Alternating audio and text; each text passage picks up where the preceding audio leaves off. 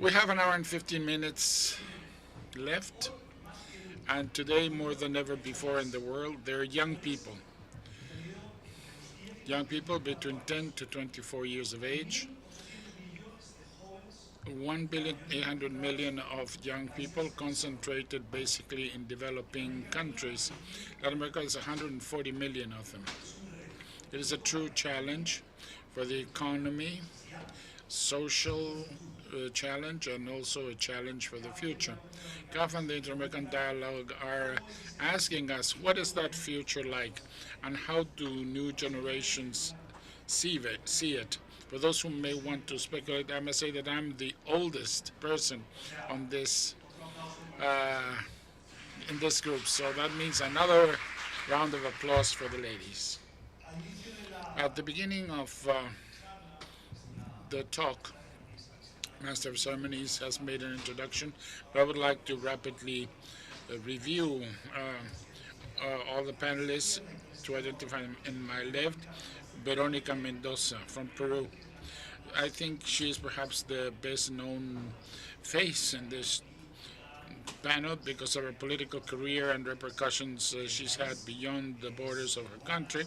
She's Peruvian, she's been a Congress person, and in 2006 she was contending for the presidency of Peru with the Frente Amplio, creating a true political earthquake about which we continue to hear even today.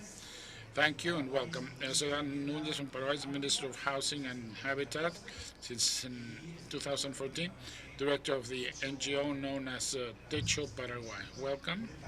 Loreto Carvajal, next, coming from Chile, Chilean Deputy and Representative, 2015, member of the Party for Democracy, Partido por la Democracia. In the year 2000, you were the youngest representative selected in Chile that year. A true premonition. Bachelet was trembling.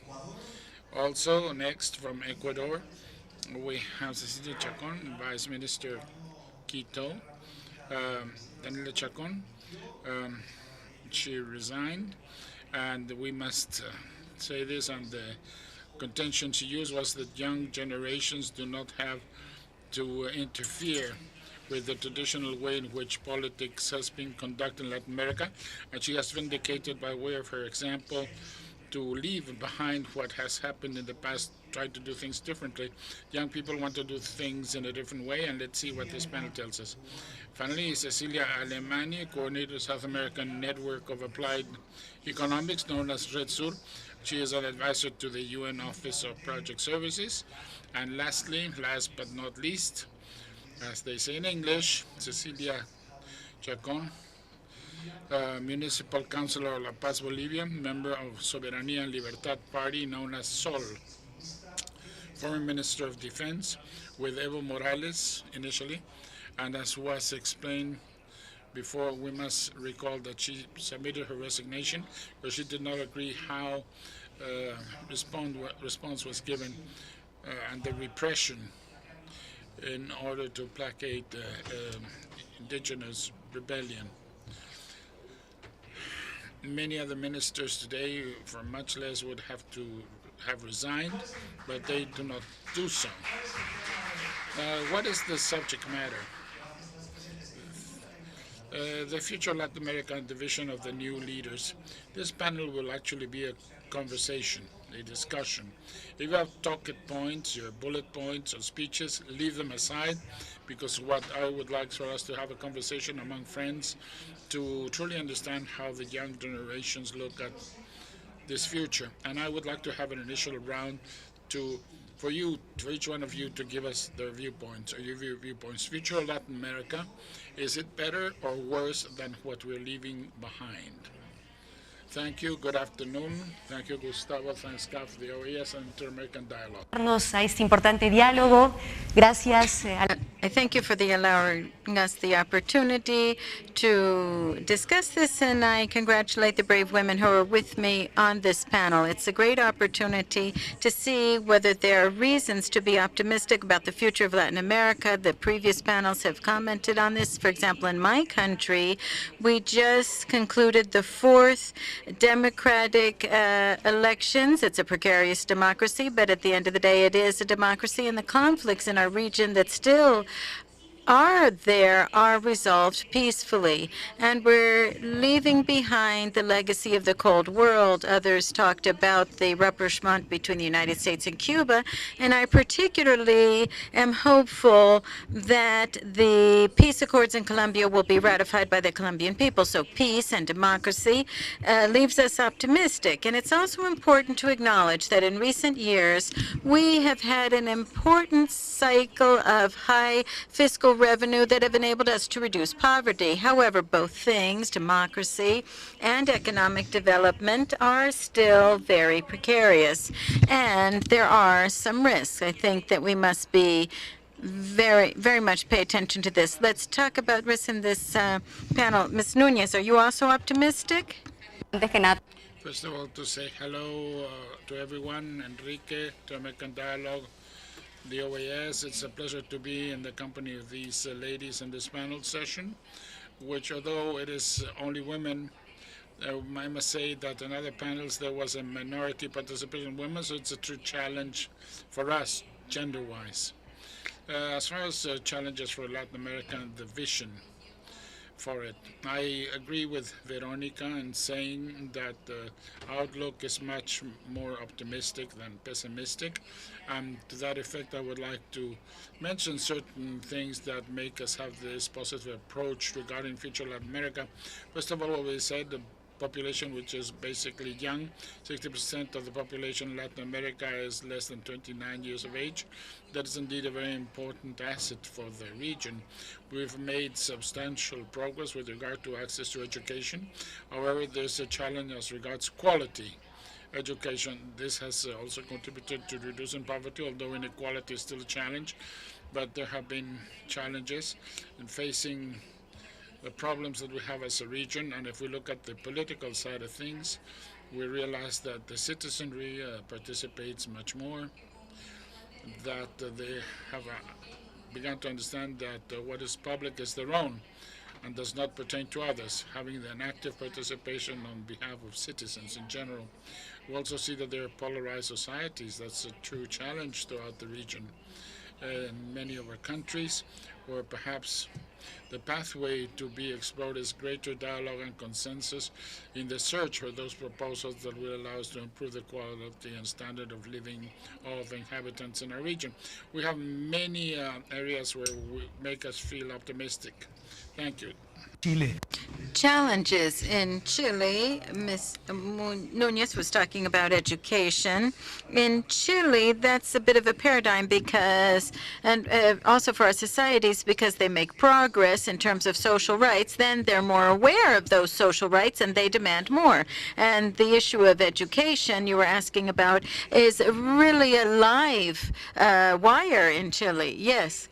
First of all, I extend very warm regards from our president, Bachelet, in Chile, to all of you. Yes, this is a challenge for Latin America. The opportunity to be at this panel is great to talk about the future. Perhaps just a few years ago, we wouldn't have had a panel of women leaders here. So now we appreciate this tremendous opportunity, and we thank Enrique Garcia and all of his staff for this. But also we're appreciative because this enables us to visualize the challenges. We've talked here about economies that have reached a level of advancement, and perhaps this is very relevant. We have an economy that talks about settling the historic debt with Latin America, and we also have bigger graphs. We have mid-level poverty. We've overcome abject poverty. We have made progress in this regard. However, the big issue before us is that we need to look at inequality more. When we talk about inequality, we are facing a challenge that requires us to urgently try reach some agreements. We have to have economic reform, administrative reform, but we also have to reform our consciousness. We can't urgently take on the task of inequality without addressing the fact that we need to have better access to health care, to education, and to transport, and to social rights. What has brought us here to this forum today. You can't just talk about inequality in income, but also inequality in terms of social rights. Since the 1980s, Chile has been experiencing, well, I wouldn't say so much we've been suffering from, but we have been challenging the economy that was working in our favor since the 1980s. We've made significant progress. We've had some economic stability, but like all of Latin America, we don't have such good forecasts right now. But I would say that if President Bachelet has effectively brought about reform that is not on a small scale. First of all, we have reform that has to do with taxation. How can we improve inequality if we don't have a just tax system? Secondly, we've had labor reform, which means that we do have some precarious employment, and we know people need to join trade unions. Our workers need to have enough guarantees to emerge from poverty and so forth. But one of the most important reforms in response to your questions has to do with education. Without a doubt, education. President Bachelet, and of course the program that I adhere to, I'm from the government party, we can put an end to, if you don't put an end to the classism that we have in Chile, you can't overcome equality unless we all have equal opportunities. So, excuse me, I'd just like to wrap up. Education is what we value the most. Now we have about 7 bills before Congress that talk about education from starting at the cradle. So we have workers who now have this opportunity to get trained and to go into the world of work and development.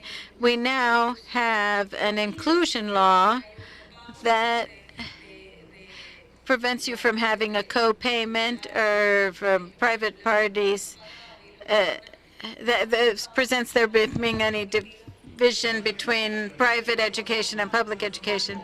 Excuse me, I was not mistaken when I said that Michelle Bachelet must be shaking in her boots when she sees these powerful young people. But when we say that democracy is more or less consolidated in some countries, such as in Chile, of course it faces challenges, but then there are other countries in which the consolidation of democracy is not quite as clear. Then the challenge is not so much democracy, but rather rights. Ecuador. How do you view it? Good afternoon, and thank you, Gustavo. First, I'd like to thank Enrique Garcia and the CAF and Michael Shifter and the Inter-American Dialogue for this opportunity. It's a pleasure to be here. I'd also like to tell you, and getting into responding to your question and the challenges, I think that the future of Latin America is extremely positive, and this panel shows that. The fact that we are now talking about a panel of young future leaders that is all female implies a change of generation and a change in the economic base. We talked about this morning. Alyssa mentioned the importance of gender equality, and this is one of the essential challenges before Latin America. It cannot be possible that this year a majority of women are violated simply because we're women. This creates economic problems, social problems, and problems in terms of the development and growth and cohesion of society. But this is not just a women's issue, because it's not a women's problem, it's a problem of societies.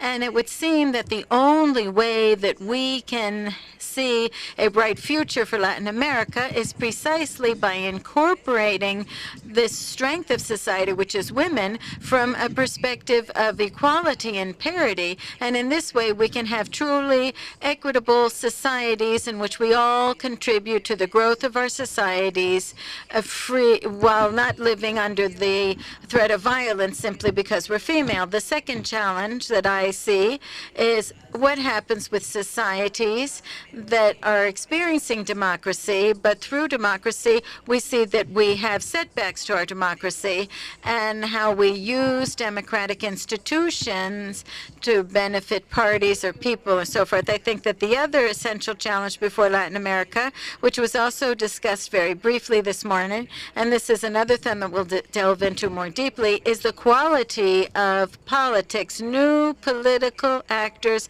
have an essential challenge, which is not to repeat the practices we're so accustomed to in Latin America, which is populism or caudillismo. We should not use the state resources to benefit us personally, and we need to avoid we need to ensure that there is no impunity or corruption, and the quality of politics. And we young people who get into politics need to have a new type of politics, and it has to be supported by society. Latin American societies also face this challenge.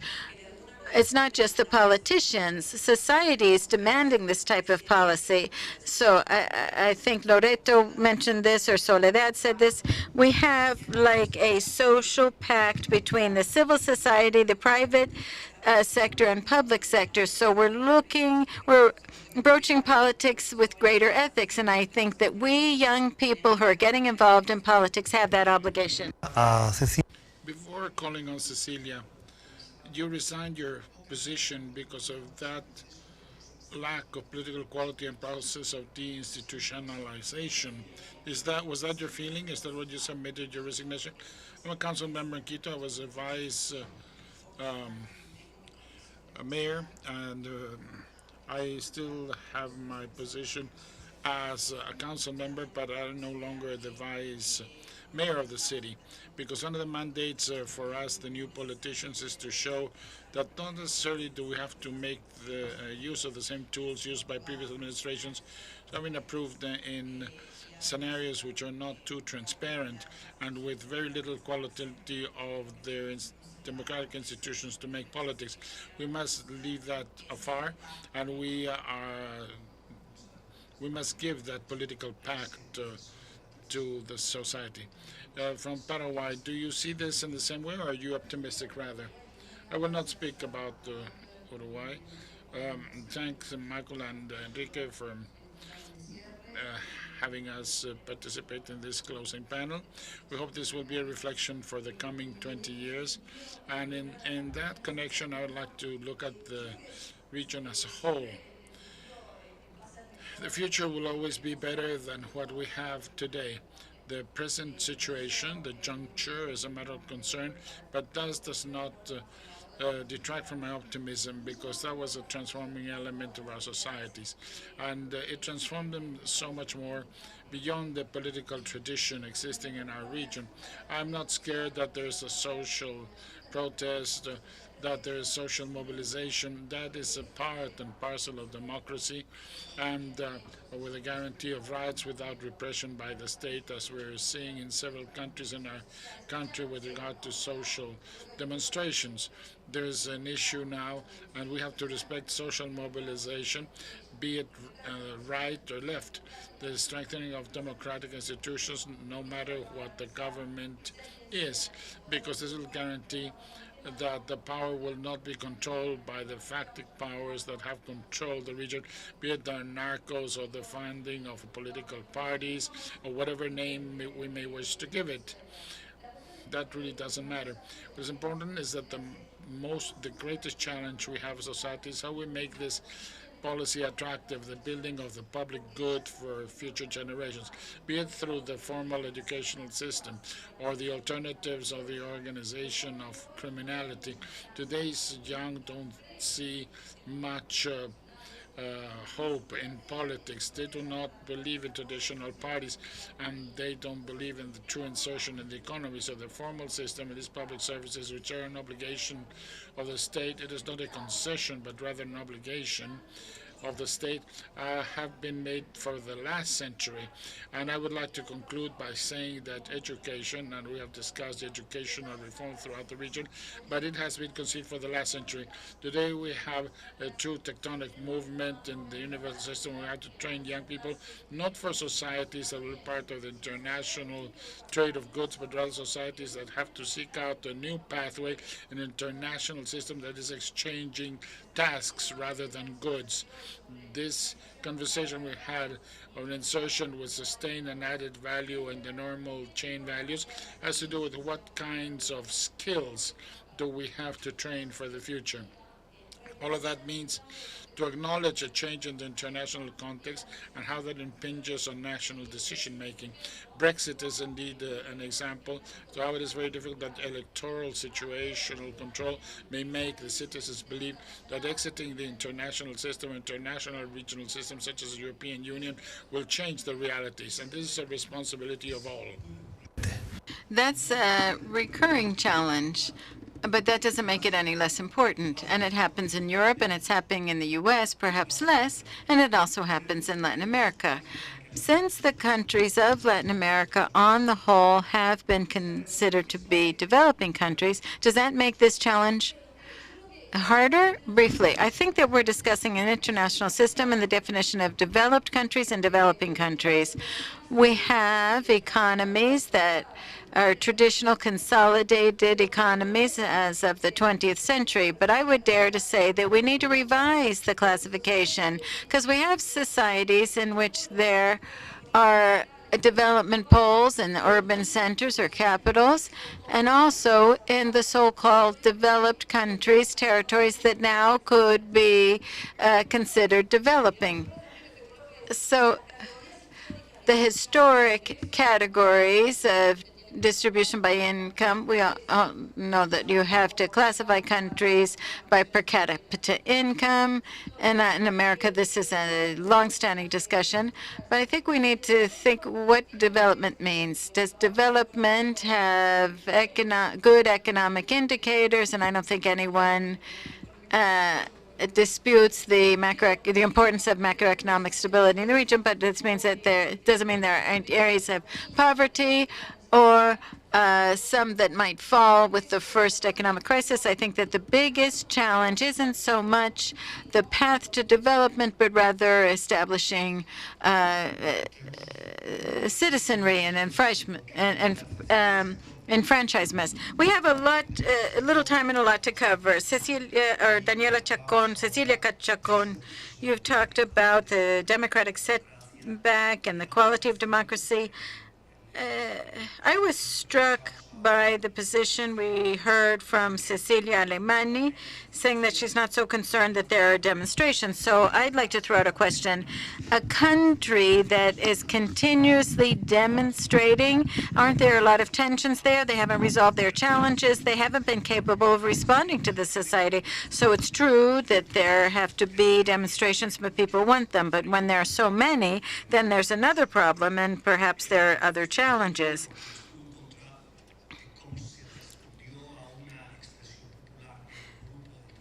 Were you against the popular expression of a certain group of indigenous peoples that were mobilizing?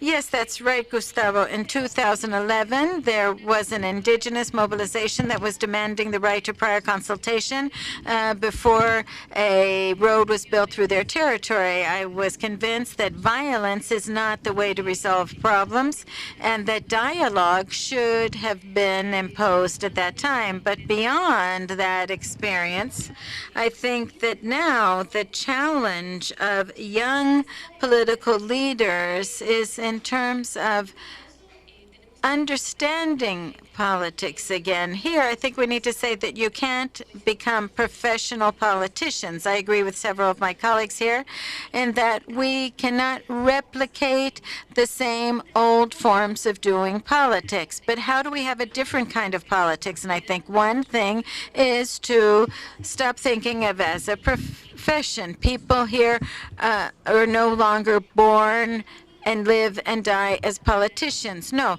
you cannot just be partisan politics. We need to repoliticize society. I think that this is a message that comes from young people that we haven't been able to read properly. Young people are organizing themselves in cultural and artistic movements and movements for animals' rights. And we're not seeing this as something political. If they're not going into schools for political cadre, we don't acknowledge them and these other spaces as ways to do politics. Politics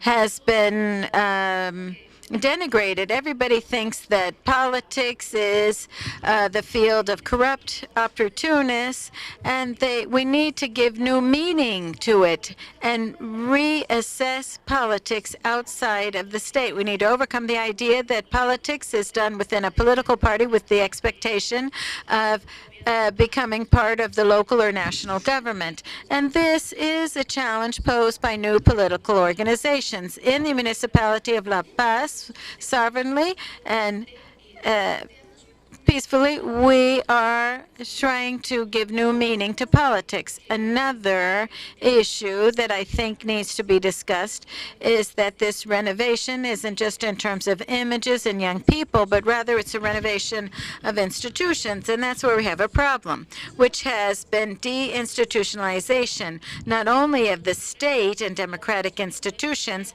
but also corruptions in the judiciary and lack of credibility in electoral agencies, and also deinstitutionalization of civil society. In several of our countries in recent years, legal standing has been taken away from NGOs.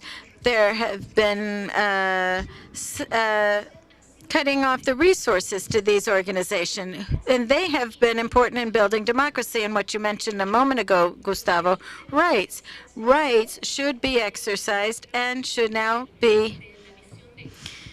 This is part of a new view of well-being. Human rights should be indicators of well-being. We shouldn't think about the key to development with the old economic or macroeconomic indicators.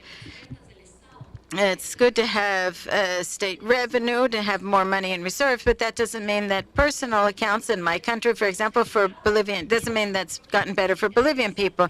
That's another issue of health and access to services. If we don't have services provided by the state, then it doesn't matter to improve the country's economic standard, and that's what the municipal and local governments are facing, because the chance to provide those services rests on us and to avoid the risk that we face now, which is that the population that has emerged from population, 1/3 of the population in Latin America has emerged from poverty, may fall back into extreme poverty because of lack of these services. Well, the economic crisis, it's also been said, is now being loaded off on the municipal and local governments. And so there's another debate here that the morning panel mentioned. We have a fiscal pact that not only means they have to discuss where you spend the money, but also you have to have equitable redistribution of those resources throughout the country. So to summarize, the future of Latin America is in local governments and the renewal of politics and redefining politics. On this last point, I would like to ask you something and open up the debate. I am very much struck when I hear politicians say they have to redefine politics. It seems like you're outsiders who have come to rebuild this. And this is done through the established systems. When somebody opens up that door, I'd like to be prudent here. They seem to look like a caudillo or a populist. How should politics be done in the future in Latin America without losing the prestige of the institutions? Because you and other people have referred to losing the institutions. It's apparent for a country and a society to work, there need to be strong institutions. No one fools themselves that in Venezuela, the institutions have broken down, and that poses a tremendous challenge for whatever might happen after this government.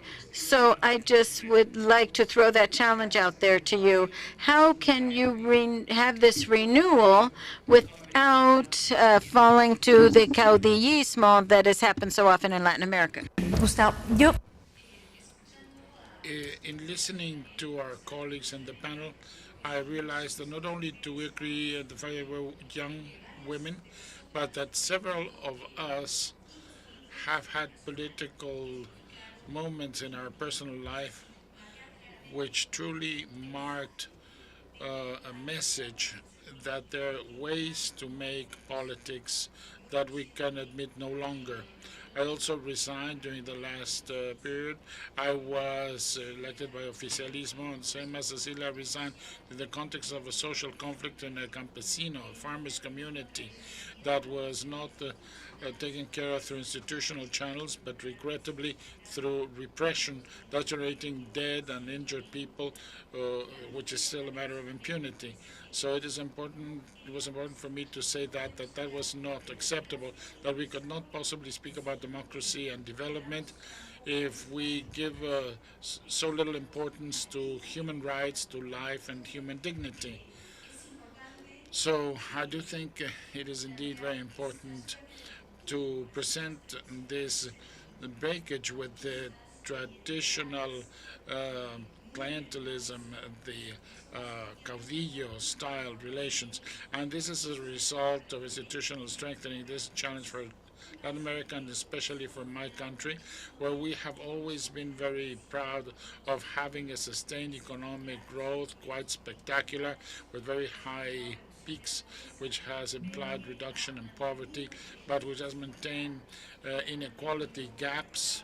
And as I was recalling yesterday, an increase in informality, generalized institutionalized corruption. But how different is this, I ask you, with regard to what's happening elsewhere in Latin America? I think it's a matter of degree, but many countries are facing similar problems.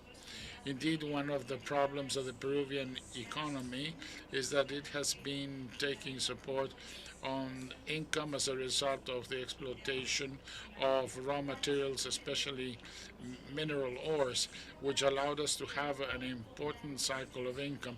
But today, with the deceleration, slowdown in China, we've had a problem. We're not the only economy that depends to an extreme of the extracting industries, and especially oil, like in the case of Venezuela, perhaps much more in the case of Venezuela than Peru does as regards minerals.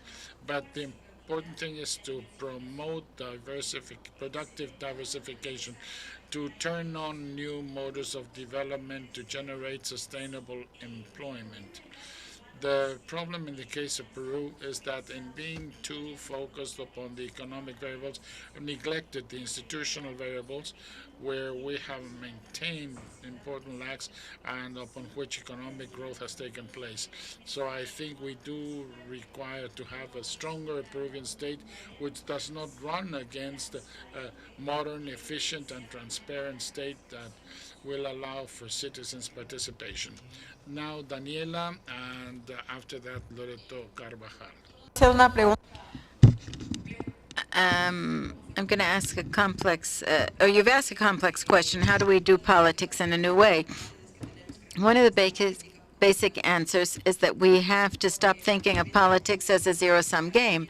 The way we look at politics now is whoever is in power has to always win, and they have to always be right. So there might be a social demonstration, and you have to organize a counter-demonstration, because we have to show that the state, those who support the government, are equally strong and powerful, and this generates a confrontation and a polarization that is completely unnecessary. If you stop thinking about politics as a zero-sum game, and instead of something in which everything wins, and I go back to what Cecilia, apparently my relative over there, said, because we both have Chacón as our last name, she was saying that we need to bring civil society back in, and that's an essential task to do. Unfortunately, in several countries of the region, this polarization and the fact that somebody has to always be right means that the other party is not.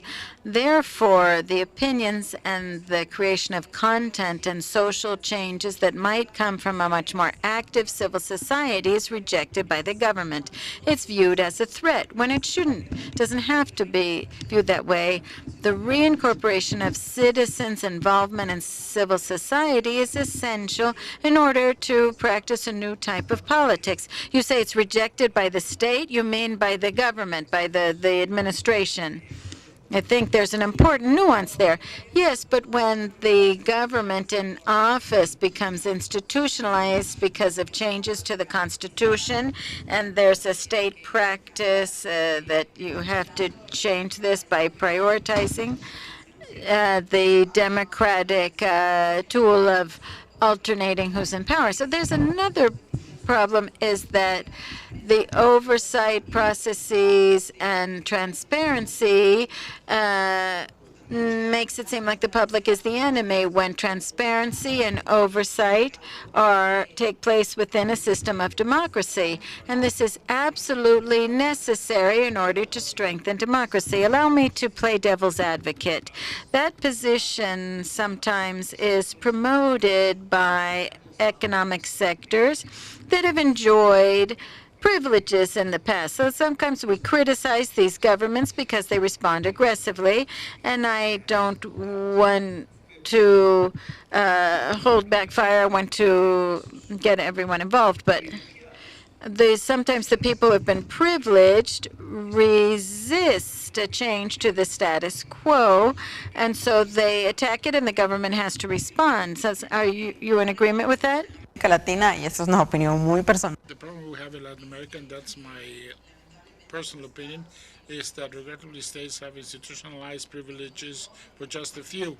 So the moment when a process starts, which in one way or the other seeks out to break those privileges, there's going to be a reaction. That's part of the challenge, having new policies and new democracy, to start by having those privileges not be for just a few, but for all, rather, so that we have more equitable and fair societies that will continue to grow hand in hand, because the one does not have to oppose the other. Mrs. Carvajal and Cecilia Chacón. La verdad es que I think that this panel is getting more and more interesting. First, because we're all politicians. There's no minor fact here, and that we have to see who's responding for politics nowadays. We have universal rights that have now been covered. So who is addressing these problems that all the citizens face in the country? And that's the crux of the discussion. If we look at history, when you have to attack poverty and basic health care, politicians were fully relevant because they were the ones who communicated certain needs and they covered those needs. I'm saying this because there's some people in Chile who say that inequality has to do with relationships. First, people who serve the poor people, or most of the people in poverty, they come out of that, and then they try to overcome exclusion. The other group is trying to maintain their privileges. In this regard, a good part of politics and politicians have based their strategies on keeping a certain group in privilege who's not in step with the rest of the citizens. In this regard, we see that we have citizens that are more empowered because they see that politics doesn't resolve some things. I think it's highly motivating for those of us who move in the world of politics to try to figure out what we're trying to accomplish with the. Excuse me for talking about myself, but when I was 17 in my school yearbook, I was asked about the future. I said, in the future, I'm going to be a deputy. And now I can tick that off my bucket list because I'm a deputy in Congress, but I was born under a dictatorship. So it did seem to be rather daring for me to aspire to that at them, but I also have to say what I wanted to do. I wanted to be involved in politics in the new Chile. So my challenge was how to have an impact on this society. At the time, there were people who didn't have electricity. There were students who couldn't get to school or couldn't have access to education or go to a university. So we have to reassess politics. We have to look at what we want. And we're not talking about politics. We're trying to just have improvements. There are people who are capable of bringing about improvements on such important areas as inequality. Excuse me for insisting on this, but that's relevant. If we can't do this, and we have to just see people go through the church because they're passing out flyers or whatever, and they're not talking about the inclusion of the indigenous peoples or gender issues, or talking about women, or talking about such essential issues such as the right to water, because unfortunately we have water shortages. We have to look at the young people. This doesn't have to do with a generation issue. It doesn't have to do with age. It has to do with motivation that we can transmit to say that we're in a society that needs us to make the right decisions. Yes, but we also have to think that this also happens because civil society has been repoliticized. Society delegates politicians because they believe that the government represents the rights and does not become empowered with the management of the proposal, which I call horizontal democracy. No longer a form of government, but rather a form of interpersonal relationship based on the rights of others, something which we're still missing. Create a true democratic culture that will translate not just in that allegation of the responsibilities and rights we have to manage our resources and not delegate them on public agency or entity, but also a horizontal democracy among the citizens that will enable us to attain levels of dialogue, respect, and tolerance. Here I go back to what you were saying, Gustau, earlier, and what Cecilia was also stating. How is it that we can overcome those options where there's a denial of diversity from authoritarianism, which is based on power, because that's where these visions gain more power, that deny possibility of criticism, questioning, and even though what you say is true, there are sectors of opposition or economic sectors that may have sectarian interests, but they want to weaken and undermine power. In spite of all of this, there are democratic options and dialogue options, and force does not have to be the main exit. We have to recognize diversity and truly set it in society by way of a horizontal democracy, no longer a vertical democracy, but horizontal. A quote that I heard this morning and which called my attention, where Garcia was saying there are no economic policies of the right or of the left. They're just responsible economic policies. If we take away the word economic, we can say that there's no politics of the left or the right, but rather just responsible politics. Let me go back to your initial question. How can we reassess politics and to reorient the discussion nowadays in Latin America? I know that we truly have answers today. What is true is that we have youth that rejects ever more political parties. We have a level of popularity of presidents throughout Latin America which is extremely low. But that's a risk as well. It is a risk, but it is indeed a reality. Young people don't participate in the elections with very low participation levels, and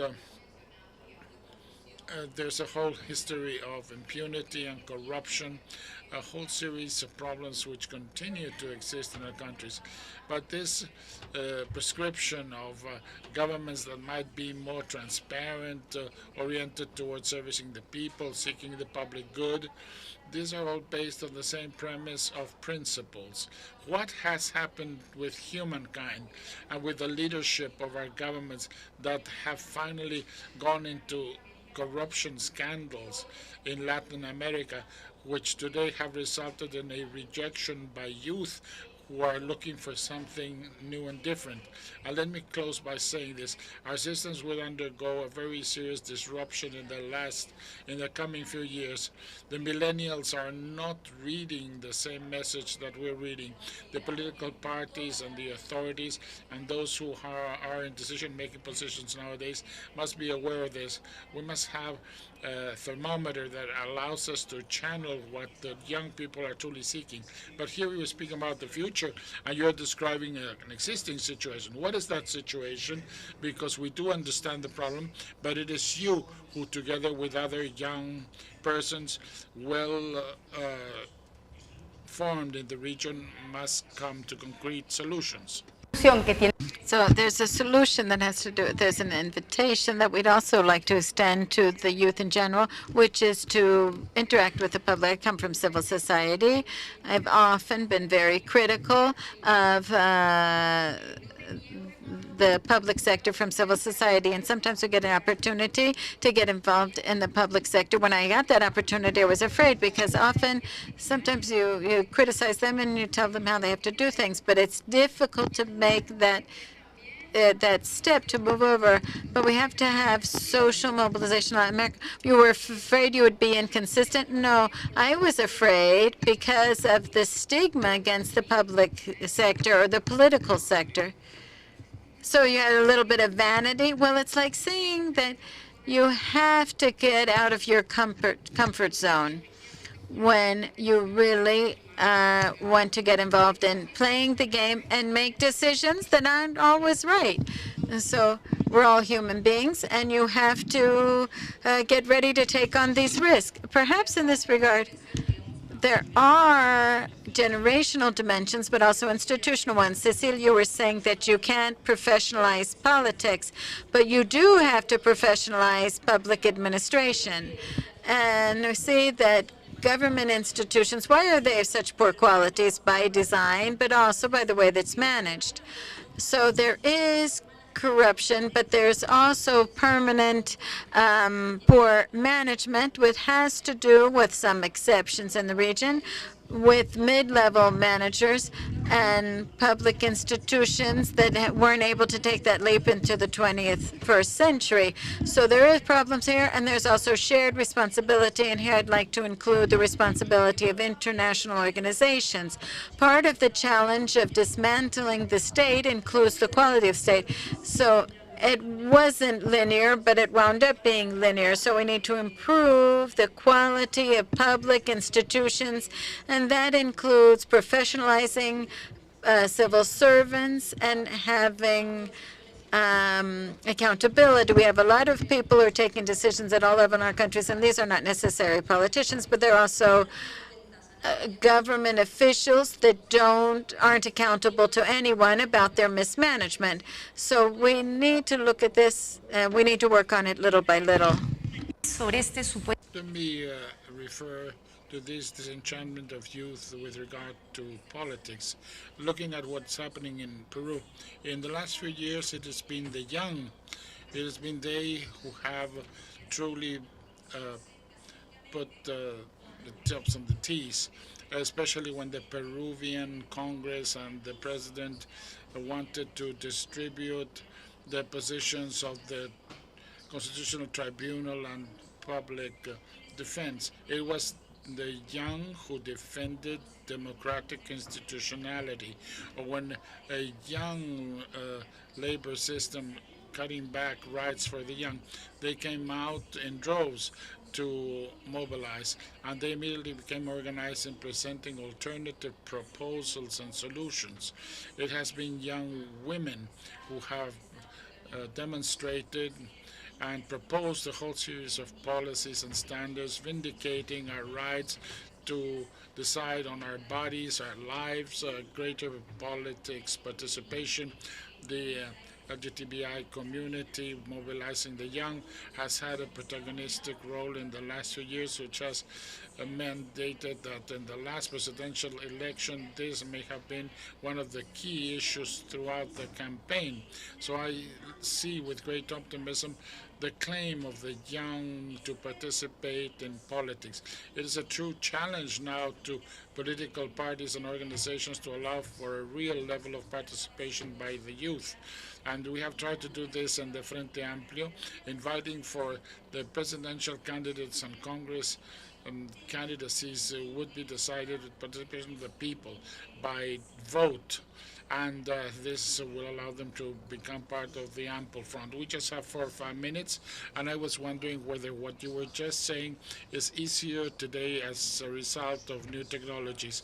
The inclusion in social networks and all of these moments may be easier today than for the government or other branches or powers that may have a need to change, and what they would have done if there were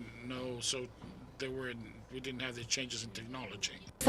Yes, to delve a little bit more into the issue of professionalizing politics, it's not so much professionalizing politics as a way of life, but rather as a lifelong commitment that we all must take on, and we have to look beyond the state and beyond partisan politics. In this regard, I think we need to re-politicize society and bring the debate back to the public. So sometimes we confuse the public with what the government does. Governments are one thing. Public institutions are something else. And I think that public institutions is what we need to take back and make them serve the public and not necessarily just be a government party. And that's why we need to continuously have alternation in power, change over. We can't have abusive practices or corruption, which is what we're seeing now. One of the challenges for us in the coming years in Latin America has to do with rethinking of this. And furthermore, I have to mention the issue of climate change that obliges us to accelerate these processes, not only in terms of political terms, but in environmental terms. We need economic steps. We need to change our energy matrix. So the time is really short. We don't have 10 or 15 more years to get moving on this. Another comment on what you were saying, I think that right now it's not a matter of rushing because we don't have much time, but we shouldn't rush to find the right quick solutions. We need to take the time that we need to ask the right questions. It's not so much a matter of having answers or good answers here, but rather asking the right questions. What type of development do we want? Are we going to invest in national governments or local governments? And what about the supranational? And this is the chronic weakness of integration institutions such as the OAS, UNASUR, CELAC, and also the fragmentation, and also the International Court of Justice. And I'll stop with this. These are democratic spaces for resolving disputes with other countries. So we have to think of this, which I think could wind up being a problem in the short term. Very good points. We have 2 minutes left. The first for Ms. Carvajal. Just to give you some examples of what happened in Chile with the students' movement in terms of reform here. We have young people who are in the Congress who are 25 or 26 years old who were recently student leaders. What I'm trying to say is now Chilean society, and particularly our youth, are increasingly active and participating in these changes. Now we have an agenda that's very open on education. We have an inclusion law. And we have a new constitution in Chile. So this creates a different type of enthusiasm. And I'd just like to make a point. I would say that we also have to think of senior citizens.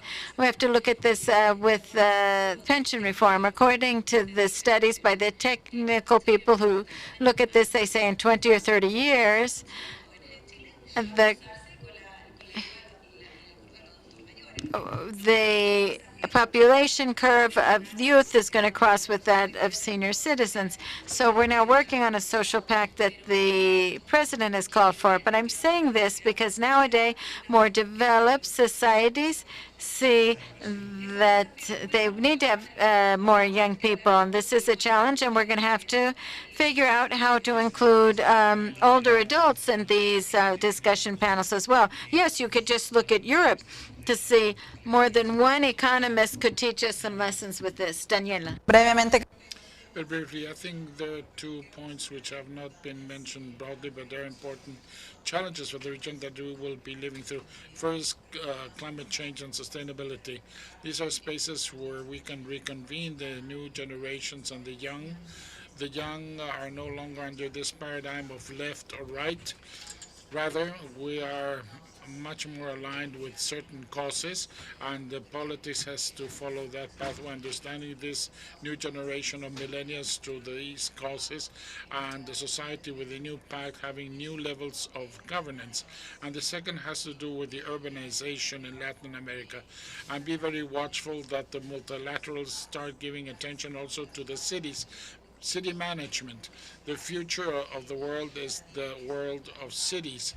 And Latin America has an advantage with regard to the rest of the world. We're the most urbanized region in the world with the challenges that entails. So we have to start giving attention to management by local governments and the power they may have in mobilizing and bringing about change. And how is it that from national multilaterals we'll be able to leverage this effort?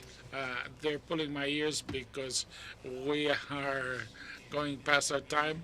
I want to be a gentleman, and 3 have requested for the floor. So if you limit yourselves to 20 seconds each, we can have that last round, respecting everybody.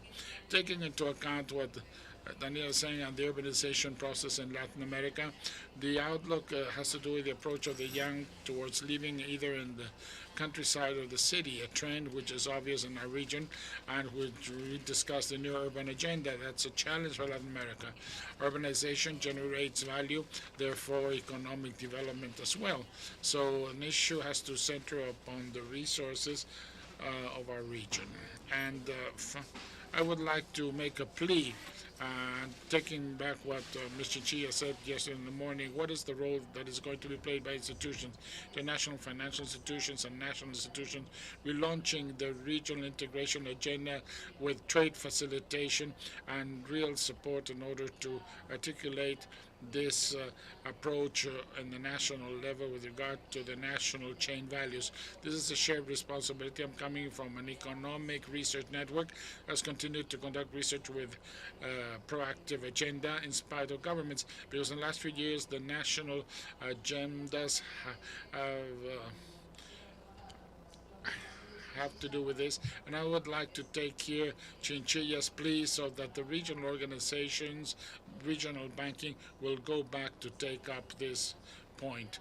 With this, we have the nationalist approaches that still exist. Yes, we go back to square one. The 20 seconds to you now. I would like to underscore the important challenge for our countries to result of climate change. In Peru, in the last 40 years, we have lost 40% of the volume of our glaciers. The climate change is not an issue for tomorrow. It's something we're suffering from today.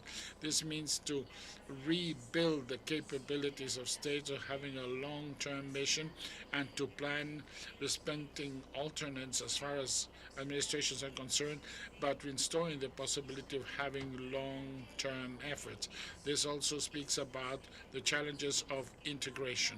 This is one of the issues that we will not be able to grapple with in isolation, but rather all together. What a great pleasure to see, to look at the region by looking at you, because I'm sure you will agree with us that we see that there are many challenges in Latin America, but it is also filled with hope, commitment, and the viewpoint of these young generations that will be precisely in charge of those challenges and many others that will come up in the future. Thank you.